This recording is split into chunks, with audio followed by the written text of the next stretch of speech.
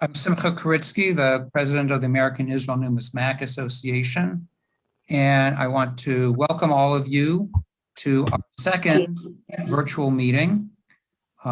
We have two interesting talks lined up, and we're going to start with President Emeritus of AINA, Mel Wacks, who's going to be presenting on Jewish medals.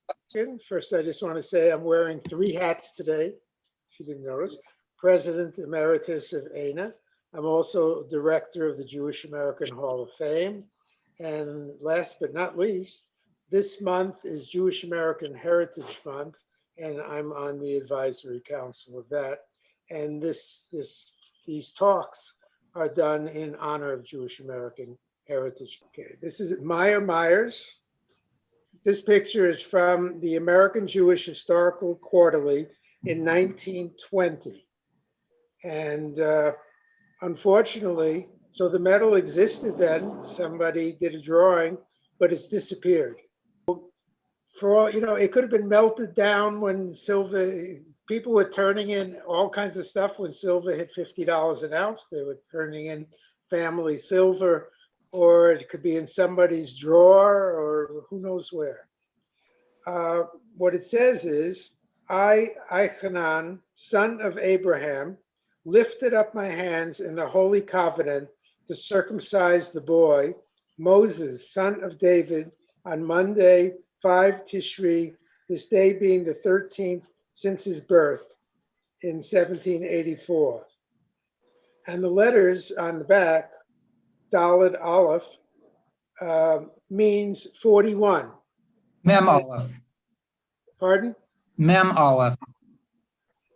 Mem is 40. Dalet is 4. Oh, you're right. Okay. Thank you. And that's evidently the number of children named by this mohel.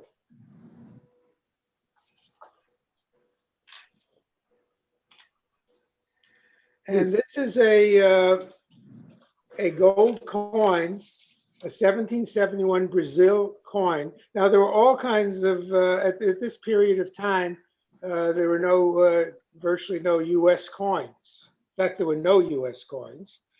And coins from all over the world circulated here. So the silversmiths would counterstamp. I don't know if you can see it right in the center, right around the ear. They would counterstamp their initials to show that it was good quality gold. And in fact, Brasher of Brasher doubloon fame also counterstamped some foreign gold coins. So this is Myer Myers. Now, one of the American Jewish Historical Society's many prized possessions is a die featuring a portrait of Gershom Mendes Saixas, the first recorded American, this was the first recorded American Jewish medal. The legend is in Latin, and it indicates it's from the Hebrew congregation, Sacred Hebrew Congregation in New York, which is Novi Iboraki. And the name of the medalist is on the truncation of the bust. You can't quite see it. Daniel Friedenberg, in his book, Jewish Mint as a Medalist, states that this was made upon Gershom Mendes Saixas' death in 1816. But I did research on this, and I found that the medalist, who was Jewish first, presented an impression in paper of a die cut for this medal. I'm sorry, his son showed a presentation of the die in 1812. So this was made before 1812. Later on, now this is a copy of the medal at Columbia University. Now here you can see it has an engraving around the edge. It's incused, and it says that he died, and it has his death date in 1816. So they must have they had a medal, but it was engraved upon his death. So because that is not in the die. And I was very excited. I was visiting the American Jewish Historical Society, and I said, do you have this? Can I see this die? And they said, sure. And they went upstairs. They're on 16th Street, just off Fifth Avenue, and they brought down the die. And I was holding it. Now, this is a medal made to commemorate 250 years of Jewish American history. And it's by Isidor Kante. Mashiko, have you ever seen a medal by Isidor Kante? No, this is the first time I'm looking at it. Okay. I like to know about. It's a very handsome medal. Yeah. Now, the Dutch captured Brazil from the Portuguese in 1630, and Jews from Amsterdam had settled in the new colony called Recife, which is still there, where they openly practiced their religion. When Portugal recaptured Brazil in 1654, it expelled the Jews. 23 who landed in New Amsterdam had set out for Amsterdam. So they didn't set out for New York. They set out for their home country of Amsterdam on a ship called the St. Catherine. But the vessel was captured by a Spanish privateer, and the passengers were stripped of their valuables. The refugees struck a deal for 2,500 guilders, sounds like a lot of money, with the ship's captain to take them to New Amsterdam, which they thought would be a hospitable destination. When they landed in New Amsterdam in the first week of September 1654, the captain sued the passengers for failure to pay the balance of the passage. Peter Stuyvesant, a good old anti-Semite, and anti-Catholic and anti-lots of things, the Dutch Colonel General seized the Jews' meager remaining possessions and ordered them sold at auction to meet their debts. When the auction failed to raise sufficient funds to pay the captain, Stuyvesant jailed 2 of the refugees and wrote to the Dutch West India Company in Amsterdam, asking permission to expel the entire group. Noting that the Jews' indigence might make them a burden to the community, Stuyvesant, quote, deemed it useful to require them in a friendly way to depart. The Jewish community in Amsterdam petitioned the company on behalf of their fellow Jews in New Amsterdam, noting the Jews were allowed to reside in Holland, even to invest in the company, and thus should be allowed to reside in New Amsterdam. In April of 1665, the company granted Jews permission to live in New Amsterdam, later changed to New York, quote, so long as they do not become a burden to the company or the community. I have this medal, and I also have the book about this medal that they published. And 50 years later, in 1955, was the tercentenary, 300th anniversary, and they issued this medal. And then 50 years later, they weren't, even before the committee was formed to celebrate the anniversary of the Jews in America, I decided it would be nice, we should continue this tradition. This is actually the longest series of medals ever. Of course, they're only made every 50 years. And so I came up with a proposal to strike a medal for the 350th anniversary. And I contacted the people who would be on the committee, and they said, well, when the committee is formed, they'll take it up. They took it up, they decided, they accepted the idea. We had a little contest, and an Israeli medalist, Dana Krinsky, won. Because I was involved with this, I was invited. They had a celebration in Washington, D.C., and they presented this medal to President Bush. And it was very exciting being there. And they blew up the medal into pictures 5 feet wide, and they had it splattered all over the room. It was on the menu. It was on the program. And so I'm glad I decided it would be nice to do it. So I hope somebody 50 years from that time, the next anniversary, I hope somebody else will decide to do the medal. Okay, here's Victor David Brenner. By the way, I just heard that the ANS is going to have a series of lectures about Victor D. Brenner. I forget when it is, but if you're interested in that, contact them. So Victor D. Brenner was, well, I might as well read. He was Jewish, and he did lots of medals, but he's really famous for doing this cent. And Jews are very proud of it. And I just want to say that Joel Iskowitz, who's here, has done over 50 coins and medals for the United States government. So congratulations, Joel, and I look forward to hearing your talk. Thank you. Okay.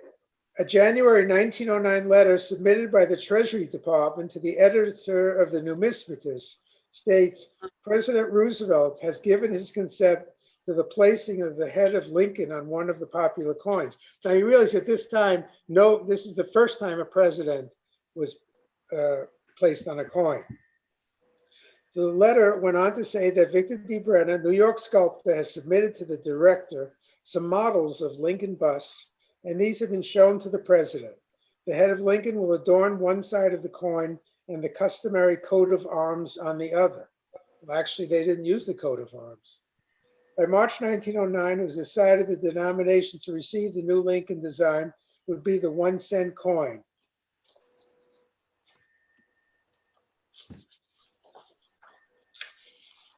However, there was some dissatisfaction with the VDB initials. Can you see it at the bottom of the reverse? VDB. Now this is greatly blown up, and you'd probably never notice this on the coin. But either there were complaints from the public or internally. I think the director of the mint was not happy. I think he was jealous. And the initials were removed after relatively few coins were struck, making these VDB cent valuable collector items, especially the ones made in San Francisco. But Brenner lived to see his initials restored in 1918, but they're even smaller and they're below Lincoln's shoulder.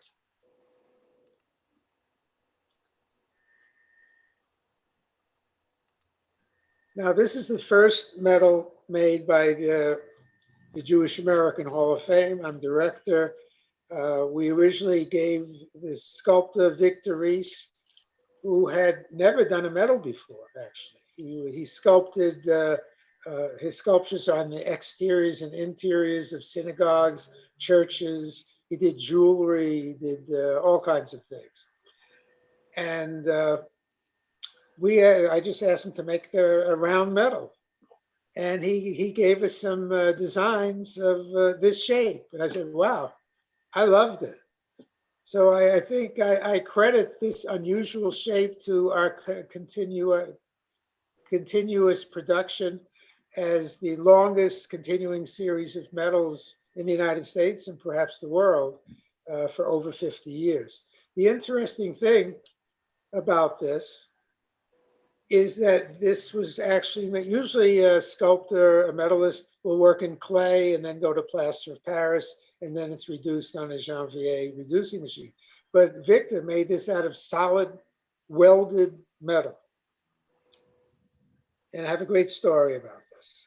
By the way, Judah Magnes was the first president of the Hebrew University, and that's what's shown there. And here's the original plaque on the left that I was showing to somebody in 1969 when I had hair. And so you can see the original plaque's about 10 inches in diameter. About 5 or 10 years after this, the director of the museum loaned the plaque to a friend in Sacramento who was going to try to cast it in cement or something. Anyway, the plaque was lost. I asked where it is, and they said, it's lost. So it was lost. 2 years ago, I get an email from somebody who buys medals from me. And he says, what do you know about a Judah Magnes plaque? Because occasionally I've made duplicates of the plaques and sold them.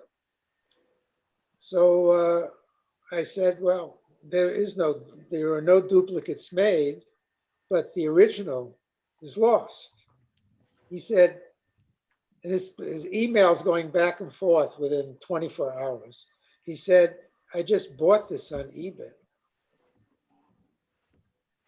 And he paid $50 for this. So here's something that was lost for nearly 50 years and reappeared. And this is my miracle. Every night, it's on my wall right behind me. Every night I look at it, and this is my miracle. By the way, I said, could you please ask the person you bought it from where he got it? So he got it from a garage sale of somebody that bought out one of these bins, these storage bins. And remarkably, it's 99% perfect. So that's my miracle. So maybe that Myer Myers medal could show up the same way.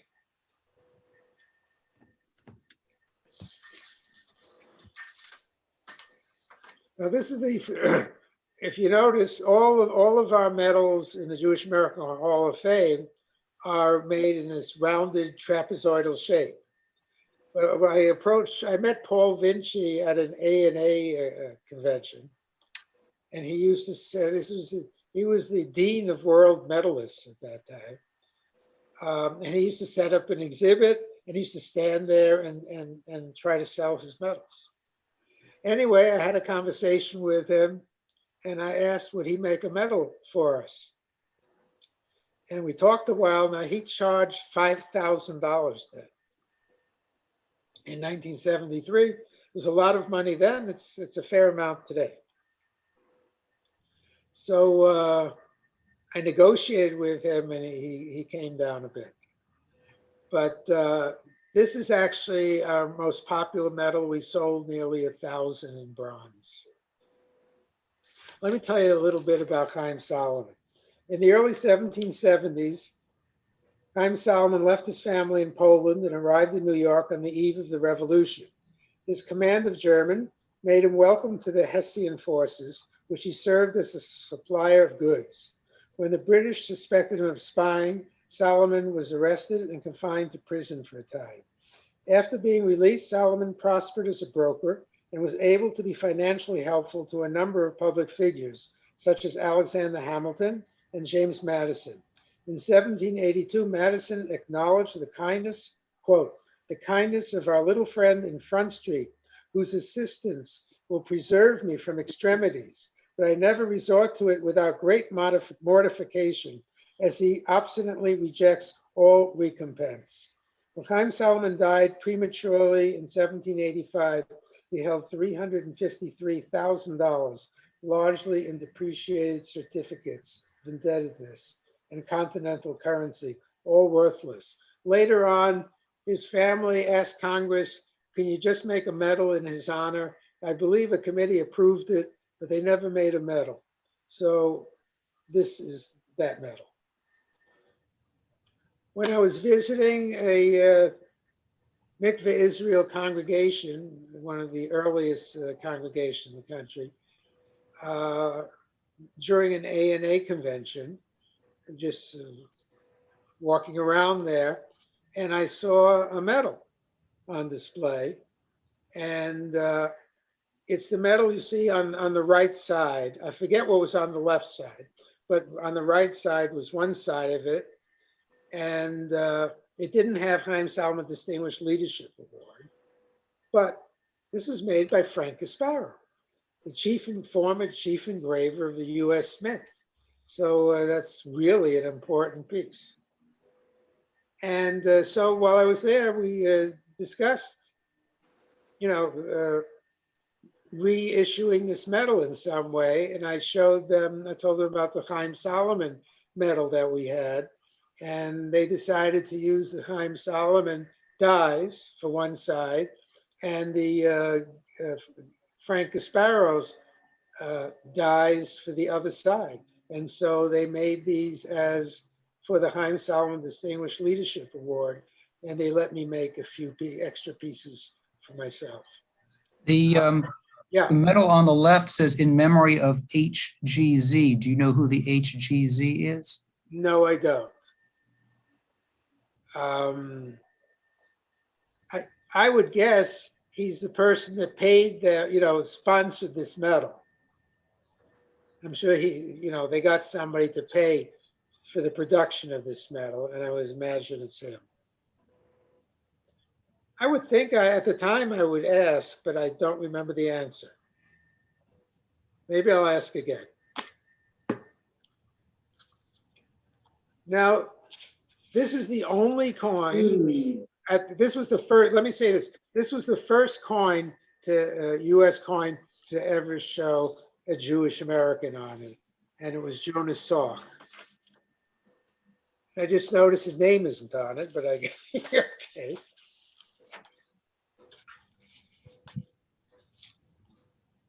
And it had Franklin Delano Roosevelt and Jonas Salk.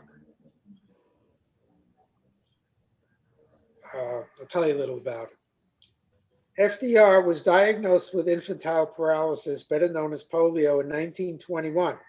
At the age of 39, he founded the National Foundation of Infantile Paralysis, which he later renamed the March of Dimes Foundation. The March of Dimes appointed Dr. Jonas Salk to lead research for a polio vaccine in 1949.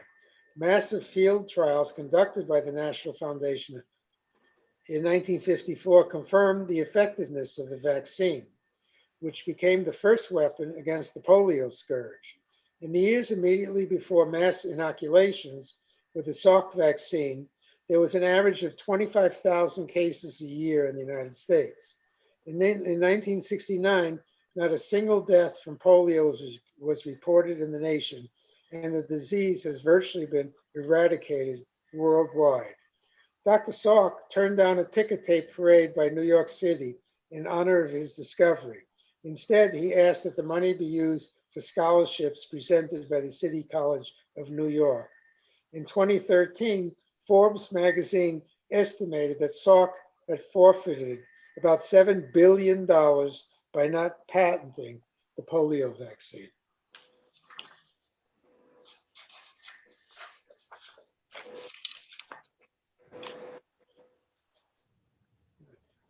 Irving Berlin was awarded a Congressional Gold Medal by a bill approved in 1954, signed by President Eisenhower at the White House a few days later. However, there were no pictures of this medal anywhere. You could Google all day long. I wrote to Washington, the different people, could never find a picture of this medal except for one very blurry picture. So here's the picture of him being presented with the medal. So finally, I wrote to the Department of Treasury and requested a photo of Irving Berlin's Congressional Gold Medal under the Freedom of Information Act. In a letter from the Department of Treasury dated January 30th, 2018, the acting disclosure officer, Freedom of Information Act public liaison, enclosed a photo of this medal. And I sent this out and I told the story, and it was featured in every numismatic publication. By the way, Irving Berlin is widely considered one of the greatest songwriters in American history. Among his other hits, he wrote White Christmas, Easter Parade, and God Bless America. He donated millions of dollars in royalty from God Bless America to the Boy Scouts, which I guess didn't save them from bankruptcy. Next. Oh, I'm sorry. Here's the medal. I didn't realize I hadn't shown it. And it's by Gilroy Roberts. And it's an excellent portrait. By the way, usually for Congressional Gold Medals, they strike bronze reproductions in 3-inch and 1.5-inch sizes, and they sell them to the public. But they didn't do that for Irving Berlin because he told that he did not allow them to make copies. Interestingly, when the Jewish American Hall of Fame wanted to honor Irving Berlin, he agreed to be in the Jewish American Hall of Fame, but he said we could not strike any medals. So he's the only person in the Jewish American Hall of Fame that has a plaque, but no medals. And by the way, all the plaques are up at the Virginia Holocaust Museum in Richmond, over 50 plaques. Today, by the way, it costs $1,350 to make a plaque. When I started off, it was $50. Michiko, you don't know anybody that makes these plaques, do you? The Galvanos? I don't, I'm sorry. I was hoping. Okay. We're going to do our next one by cold cast bronze. We're going to do that, and it should save a lot of money. Okay. Good. Einstein. These are all Einstein coins from Canada on the left, Switzerland in the middle. I hate that. Why do they do that? But it's sold out in 24 hours, the one in the middle. And Israel on the right. By the way, I found the original photograph with Einstein sticking out of his tongue, and it was in an automobile. He was sitting in a car. I forget the story of why he did it, but I think he was tired of cameramen taking photographs of him. Now, the interesting thing is the United States has never made a coin or a medal official of Albert Einstein, who was an American citizen. And that's really a shame.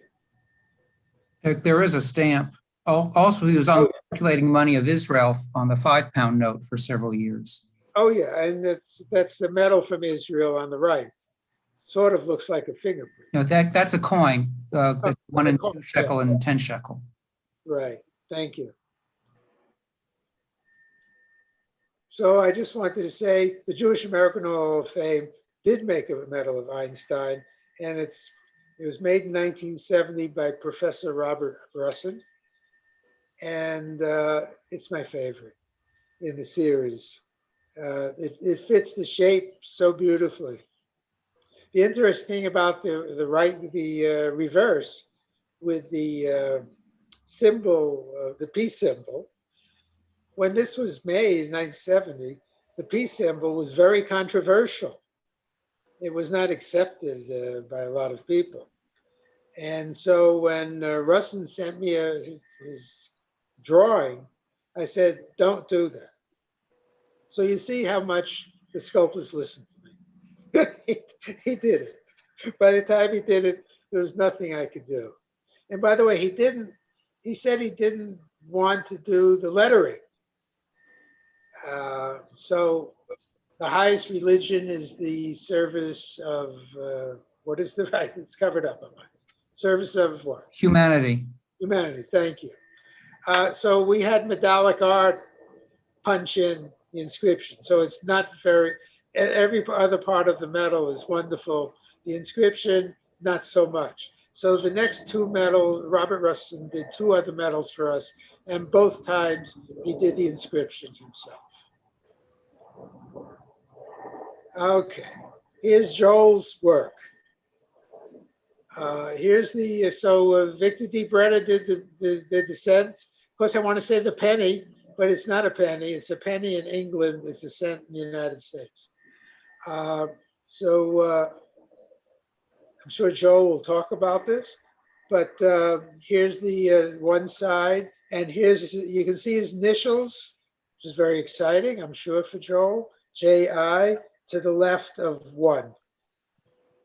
Now the picture on the right is interesting. When the United States did a series of quarters featuring national monuments and so forth, so the governor of each state submitted the idea of what they wanted on their coin. And so I thought for Rhode Island, it would be wonderful if they showed the Touro Synagogue there, which George Washington visited, and it's very famous. And so I asked Joel, could you please make me a conceptual drawing of what this might look like?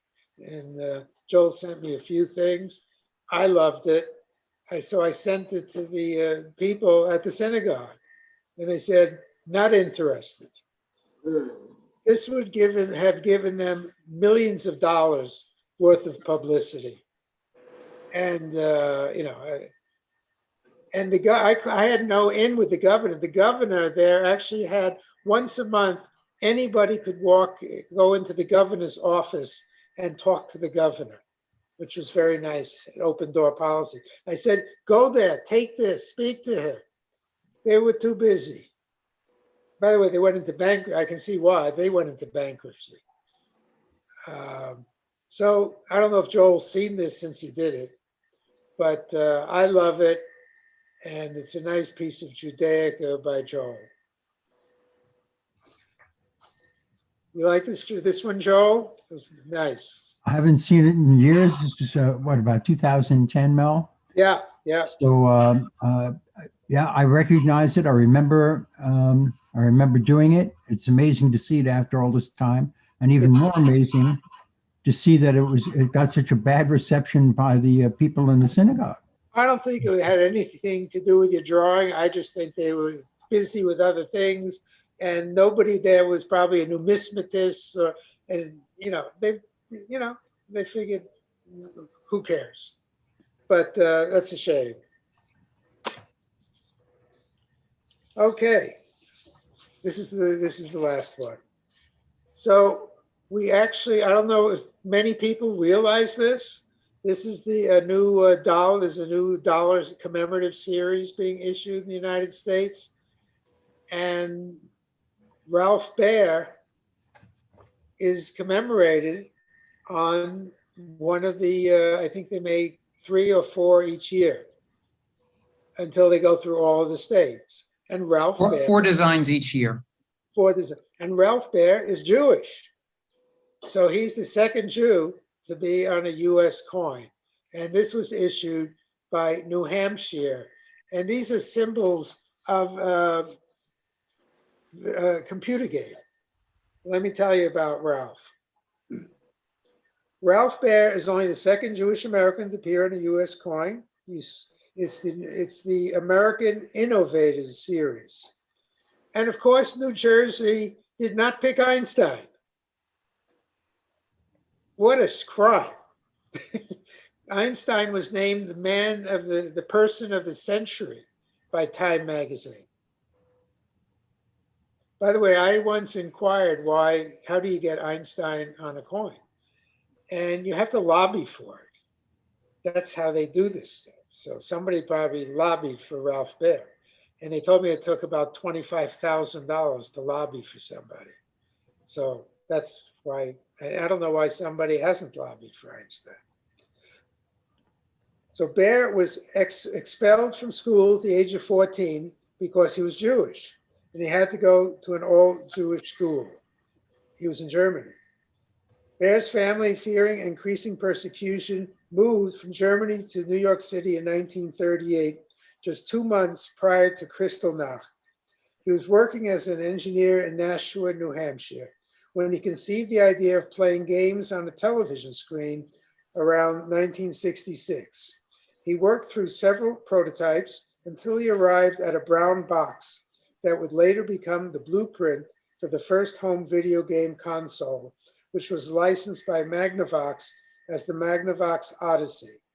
Baer continued to design several other console and computer game units and became known as the father of video games.